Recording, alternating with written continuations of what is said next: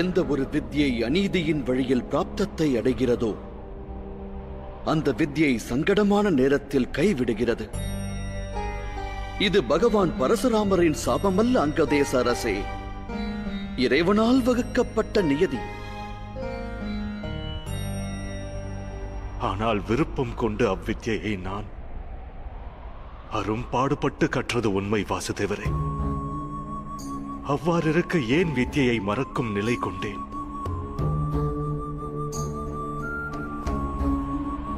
அந்த வித்யை கற்க முயன்றதன் காரணம் என்ன அங்கதேசத்தரசே? நீ உண்மையில் வித்யின் மகத்துவம் அறிவாயா? அகிலத்திற்கு நன்மையை உருவாக்குகின்ற நல்லெண்ணம் ஒன்று கொண்டுதான் அக்கலையை பயில முற்பட்டாயா? இல்லை நேர்ந்த அவமானத்திற்கு பழிவாங்குவதற்கு அக்கலை பயில முயற்சி மேற்கொண்டாயா? உண்மையில் குருவிடம் வித்யை பயில்வதற்கு அரும்பாடுபட தேவையில்லை கர்ணா. குருவிடத்தில் ஹிருதயத்தை ஒருநிலைப்படுத்திய சமர்ப்பணம் போதும். ஞானம் என்பது ஆத்மாவின் மற்றொரு வடிவமாகும். அங்கதேச அரசே, நீ ஒரு புத்திமானாவாய். எடுத்துரைப்பாயாக. குருவிடம் வித்யை கற்கும் வேளையில் ஏன் மனம் சமர்ப்பணம் செலுத்துவதில்லை?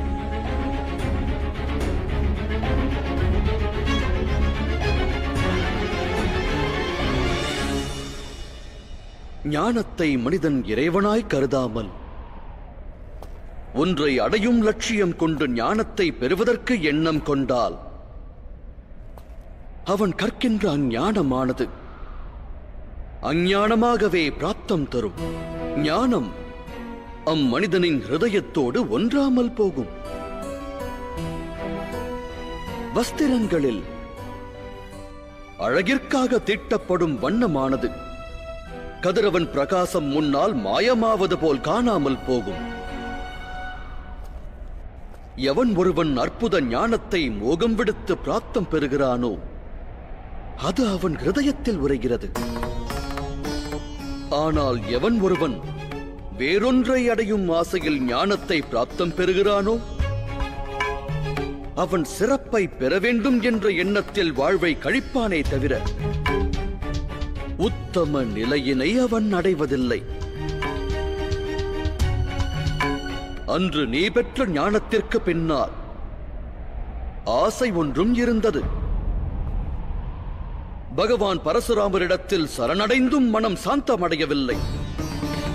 எவ்வாறாவது அர்ஜுனனை வீழ்த்த வேண்டும் என்ற பழி உணர்வே வியாபித்திருந்தது. புறப்படும் முன் ஒன்றை உணர்த்திவிட்டு செல்கிறேன். தலை சிறந்த வில்லாளன் என்ற பெயர் பெற்று திரும்புவேன். தமது சீடனை விட சிரேஷ்டன் என்ற நிலையை பெறுவேன். அடைந்த ஞான பிராப்தியில் மோகமானது கலந்திருந்தால் கற்ற வித்யை மாயமாவதும் சகஜமானதுதானே கர்ணா? என் மனதில் அந்த மோகம் விளைந்தது உண்மை. ஆனால் நான் கொண்ட மோகம் தவறென்று எனக்கு தோன்றவில்லை. அகிலமே என் திறன் மீது சந்தேகம் கொண்டு தூற்றி வந்தது. வீரத்திற்கு அங்கீகாரம் கிட்டவில்லை. என் கனவுகளை அகிலம் ஸ்வீகரிக்கவில்லை. இவன் குலத்தில் தாழ்ந்தவன் என்று கூறி என்னை அவமதித்து வந்தது. தந்தை கூறும் சொல்லினை கேட்பாயாக.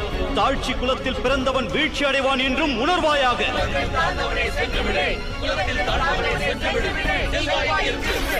இறைவன் தரும் ஆசியின் மீது மனிதனுக்கு அதிகாரமானது உள்ளது. ஆனால் இந்த அகிலமானது அந்த அதிகாரத்தை தட்டிப் பறிப்பது சரியா வாசுதேவரே? உனக்கு நிகழ்ந்தது மாபெரும் அநியாயம் கர்ணா. குலத்தால் தாழ்ந்தவன் என்னும் பேதம் காண்பது, அந்த பேதங்களையும் வேறுபாடுகளையும் கொண்டு ஒரு மனிதனை அவனுக்கு அகிலத்தில் கிடைக்க வேண்டிய அதிகாரத்திலிருந்து, உரிமையிலிருந்து, அவனுக்கு கிடைக்க வேண்டிய பிராப்தத்திலிருந்து விலக்கி வைப்பது மாபெரும் தவறென்று அறிவேன். எனில் நான் இழைத்த தவறுதான் என்ன? எனது ஹிருதயத்தில் உதித்த வேதனை, என்னுள் எழுந்த பழி உணர்வு, சிறந்த நிலையை பெற வேண்டும் என்ற அவனியில் அதிகாரம் கிடைக்க வேண்டும் என்ற ஆசை எவ்வகையில் தவறாகும் வாசுதேவரே? ஒரு சம்பவத்தை நினைவு கூறுகிறேன்.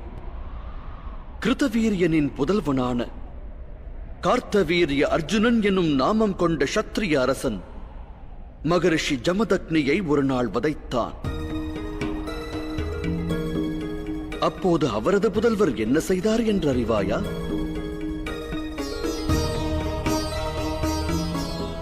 வேதனை கொண்ட அவ்வேளையிலும் சிந்தனை செய்தார். ஏன் தந்தை கொல்லப்பட்டார் என்று ஆலோசித்தார். அதர்மம் உதித்த இடத்தை அறிந்தார். தன் ஹிருதயத்தில் இருந்த வேதனையை அடியோடு அகற்றி அகிலத்து வேதனையை தன் ஹிருதயத்தில் ஏற்றினார். அதர்மிகளான சத்திரியர்களை அடியோடு அழித்து அகிலத்தை காக்க வேண்டுமென்று ஹிருதயத்தில் அவர் உறுதி கொண்டார். அன்று அவர் பழிதீர்க்கும் எண்ணம் கொண்டிருந்தார். இன்று பகவான் பரசுராமர் என போற்றப்பட்டிருக்க மாட்டார்.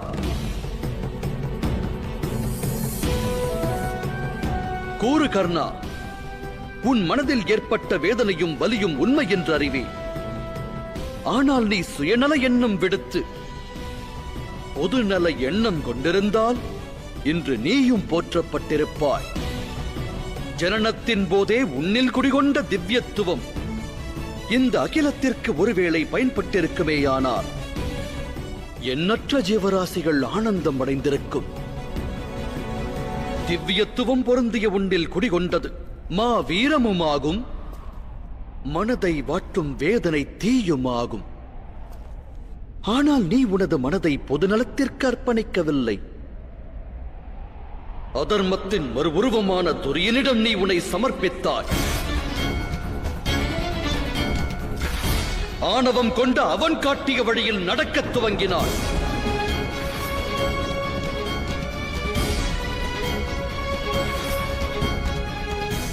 சற்றே உனது நிலையை எண்ணிப்பார்.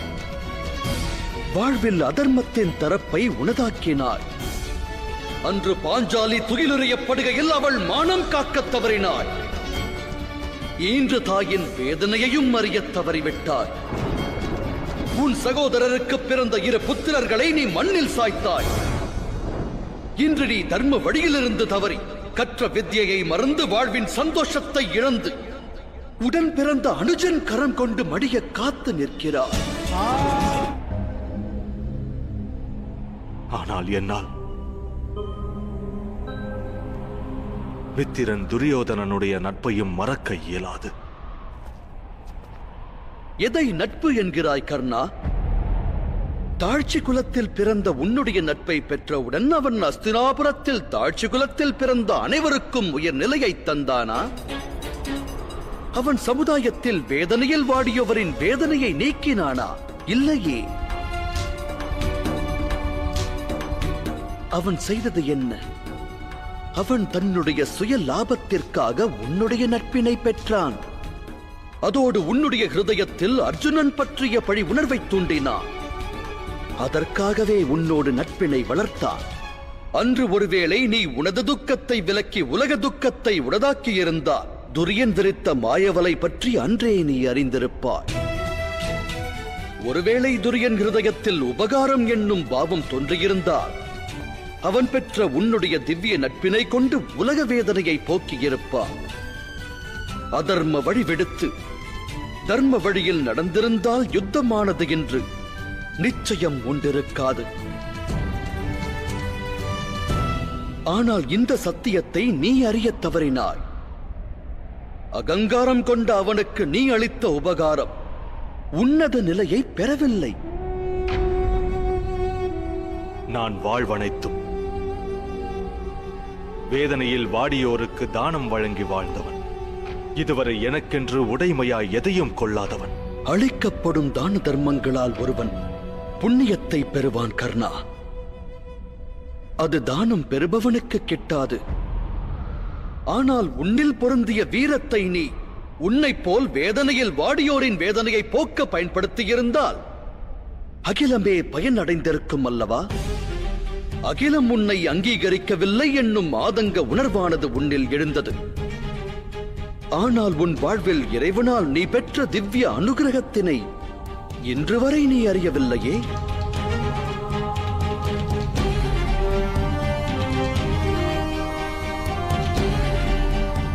ஒரு சத்தியத்தை உணர்வாயாக. இந்த அகிலத்தின் நன்மைக்காக வாழ்பவன் வாழ்வில் உன்னத நிலையை பெறுகிறான்.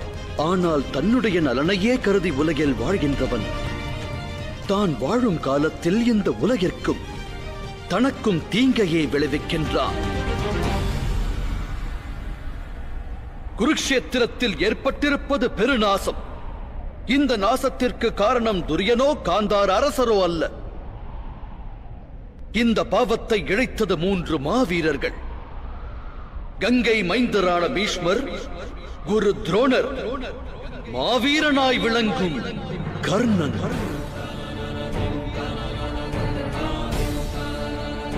தாம் மூவரும் அன்றே தாம் கடைபிடித்த தர்மம் விடுத்து அகிலத்தின் நலன் கருதி இருதயத்தில் எண்ணம் கொண்டிருந்தால் துரியனுக்குள் ஆணவ எண்ணம் தோன்றியிருக்காது, யுத்தமானதும் உண்டிருக்காது.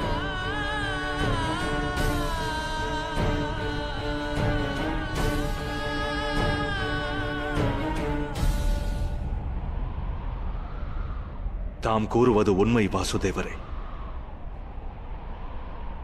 இந்த உலகிற்கு அதர்மிகளால் ஏற்பட்ட நஷ்டத்தை விட பன்மடங்கு தீங்கு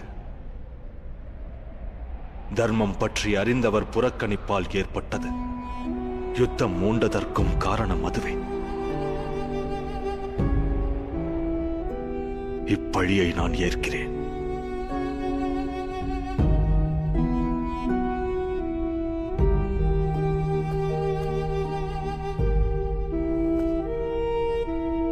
எப்போதும் அவகாசம் உள்ளது. உன் மனதில் உள்ள வேதனையை போக்கு. ஹிருதயத்தில் உள்ள அதர்ம எண்ணங்களை விலக்கி உன்னுடைய மரணத்தினை மனமாற ஏற்பாயாக கர்ணா.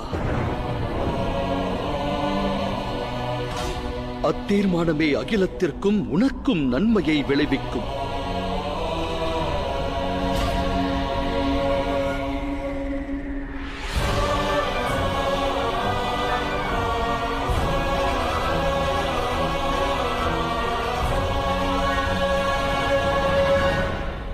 நான் தம்முடைய ஆணையை ஏற்கிறேன் வாசுதேவரே.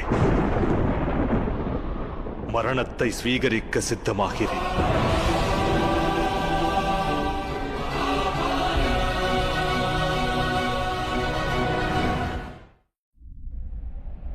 மன்னிப்பு வேண்டி மன்றாடியதா என் தாயிடத்தில்? தயை கூர்ந்து தாம் எடுத்துரையுங்கள். அதோடு பாஞ்சாலி இடத்தில் இழைக்கப்பட்ட அவமானத்தை நீக்க நான் எனது ரத்தத்தை சிந்தியதாக எடுத்துரையுங்கள். தம்மிடம் ஒன்றை மட்டும் வினவுகிறேன். என்னுடைய திறனுக்கான அங்கீகாரம், என்னுள் உறைந்த வீரத்திற்கான கௌரவம் என்றும் கிட்டாதா? கர்ணா, நீ உன் கரத்தில் வில்லேந்தாத வேளையில், நீ பயணித்த ரதத்தின் சக்கரம் பூமியில் புதைந்த நேரத்தில், கற்ற திவ்ய வித்தியை நீ அடியோடு மறந்த சமயத்தில், கிட்டியது நல்லதொரு சந்தர்ப்பம் என்று உன்னை வதைக்க முற்படுகின்றோமே கர்ணா. இது ஒன்றே காலம் உள்ளவரை பறைசாற்றும் உன் மாவீரத்தை